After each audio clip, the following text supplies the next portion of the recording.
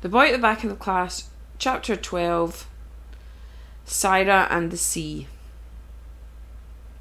When we all got to school that first Monday of the second term, it turned out that nearly everyone had heard of Amit's story.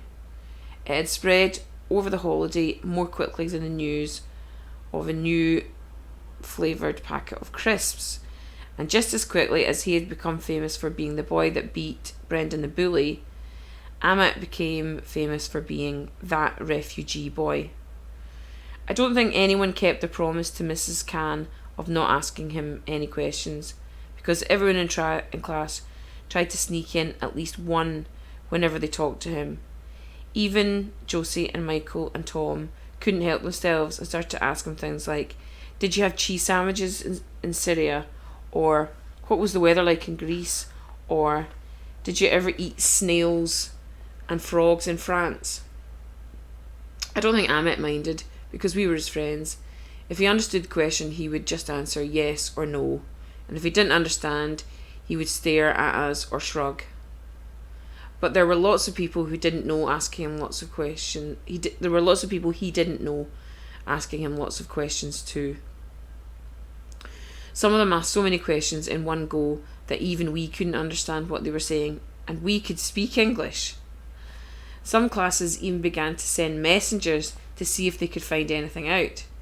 Messengers are usually the smallest kids in the class and are paid in sweets or football stickers or extra lunch tokens to get information. Some of them are okay and leave you alone if you tell them that you don't want to say anything, but the ones that work for the school bullies are especially annoying. It's not their fault really, because they get beaten up if they go back with nothing new to tell. But sometimes they won't listen to you even after you've already given them an answer. The most annoying messenger in school is Victor. Victor's extra skinny, even though he eats chips every day, and he has a gold earring in his ear. He works for 2 upper school bullies whose names I don't know, but who always hang around the lower boys' toilets and shake anyone that goes in until everything falls out of their pockets. But he also works for a group of girls who always stand around the water fountain, so you never really know who he's messengering for. After everyone had found out Amit was a refugee, Victor followed us around for nearly a whole week. At break times, at lunch times, and even at home times, he would suddenly appear and ask lots of questions that even I found strange, like, where did you get your shoes from? Are you scared of fireworks? Can you make a tent from a shirt? And are you really 9 or are you secretly older? He got so annoying that even the break duty teachers began to notice and told him to leave Amit alone. Except Mr. Irons. He was the only teacher who didn't say anything. After he got told off by Mrs. Sanders and Miss Hemsey one break, Victor stayed away, but his questions stayed with us. Sometimes words would hang around longer than people, even when you don't want them to. And whenever I was on my own, or with just Tom and Josie and Michael, Victor's questions would pop into my head and make me wonder what they meant. The only thing that was even more annoying than the messengers was Brendan the bully. Because instead of being nicer to Amit after seeing his pictures and hearing his story, Brendan the bully became even more horrible. He seemed to have forgotten that Amit could turn into a lion and punch him hundreds of times, because he began to whisper, "Oi, smelly refuge bag," whenever he saw him, and in class he would throw spitballs whenever Mrs. Khan or Miss Hemsey weren't looking.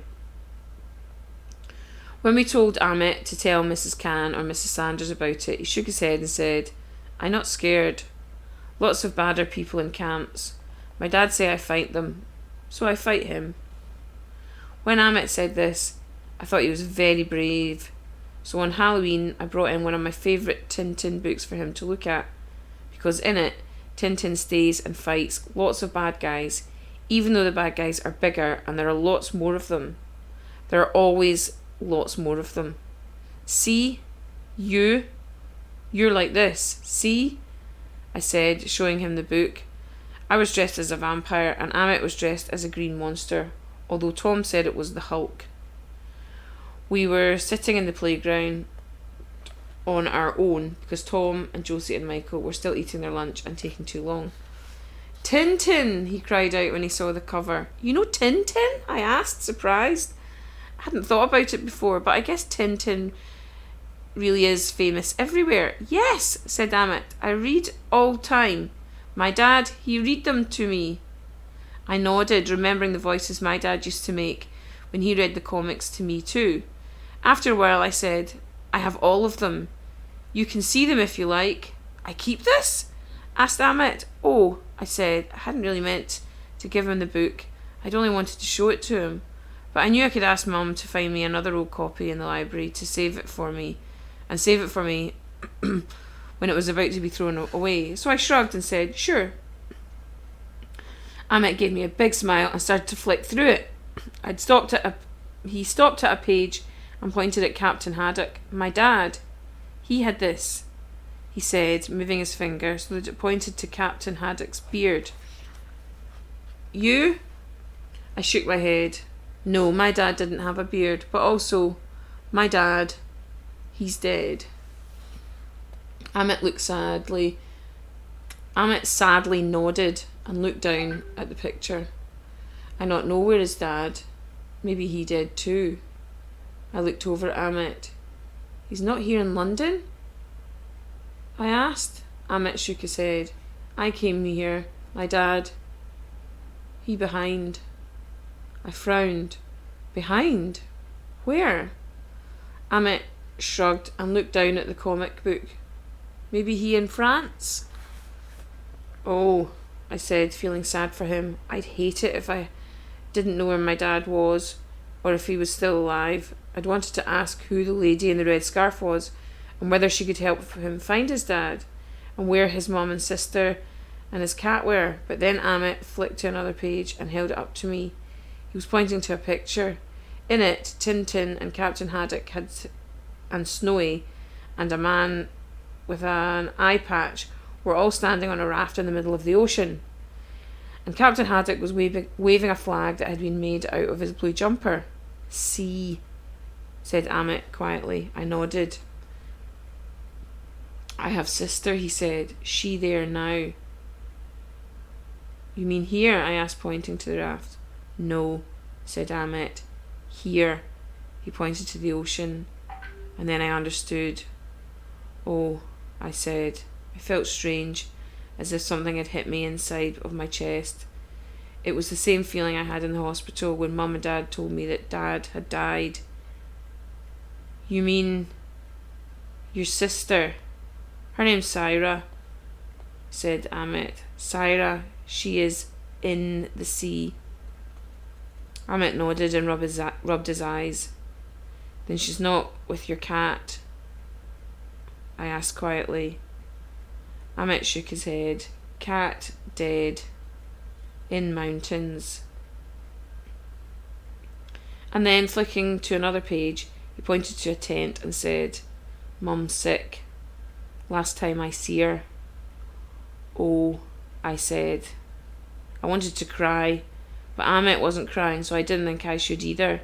Instead, I stared at the picture he was pointing to, just as hard as I could, so that he couldn't see my eyes.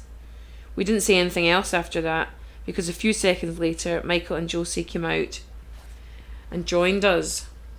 Tom was still inside, because it was chocolate pudding day, and he always tried to get an extra piece after everyone had left. I waited to see if Amit would show them the pictures and tell them about Syra and the sea and his mum too, but he didn't. And when he looked at me and shook his head, I knew that he wanted me to keep it a secret.